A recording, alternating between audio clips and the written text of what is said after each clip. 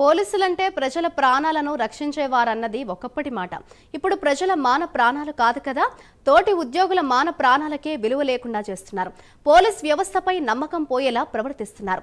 ఖాకీ డ్రెస్సుల్లో ఉన్న కామందులుగా మారిపోతున్నారు. తాజాగా రాష్ట్రంలో జరిగిన సంఘటనతో ఇప్పుడు ప్రజల్లో పోలీసులపై ఉన్న అభిప్రాయం పూర్తిగా మారిపోయింది. ఇంతకీ ఏంటా సంఘటన, ఎక్కడ జరిగింది అని తెలుసుకోవాలంటే వాచ్ ది స్టోరీ.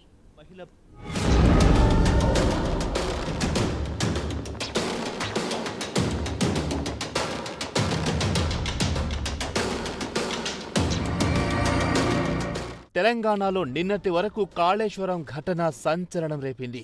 ఇప్పుడు ఆ ఘటన మరొక ముందే రాష్ట్రంలో మరో ఘటన చోటు చేసుకుంది.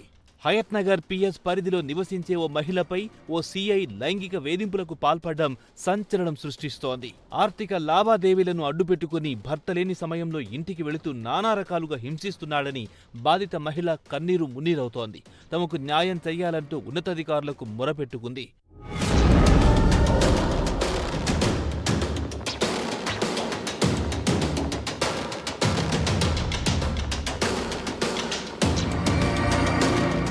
మునగనూరులో నివసించే సువర్చల అనే మహిళకు శేఖర్ అనే వ్యక్తితో పరిచయం ఏర్పడింది. నగరంలో ఓ పిఎస్లో పనిచేస్తున్నట్లు చెప్పుకుంటూ వచ్చాడు. ఇక అసలు కథ ఇక్కడి నుంచే మొదలయ్యింది. మెల్లగా ఇరు కుటుంబాల మధ్య రాకపోకలు మొదలయ్యాయి. అదే సమయంలో సువర్చల శేఖర్ మధ్య ఆర్థిక లావాదేవీలు ఏర్పడ్డాయి. అయితే ఆర్థిక లావాదేవీల విషయం భర్తకు తెలియకపోవడంతో దీనిని శేఖర్ ఆసరాగా తీసుకున్నారని ఆరోపిస్తున్నారు. ఇక అప్పటి నుంచి వేధింపులు మొదలెట్టారని ఆమె తెలిపింది. ఎదురు తిరిగితే కేసులు పెడతారంటూ బెదిరింపులకు పాల్పడ్డారని కన్నీంటి పర్యంతమయ్యింది.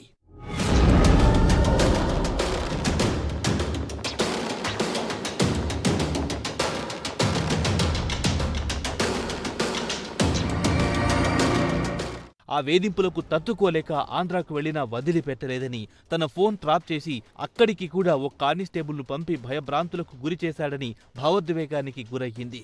శేఖర్పై హయత్ నగర్ పిఎస్లో ఫిర్యాదు చేశారని, దీనిపై ఉన్నతాధికారులు చర్యలు తీసుకోవాలని వేడుకుంటోంది. ఇలాంటి వ్యక్తులతో సమాజానికి హాని అని ఆమె ఫైర్ అయ్యింది. ఈ విషయంలో తమకు న్యాయం చేయాల్సిందని ఉన్నతాధికారులకు మొరబెట్టుకుంటుంది.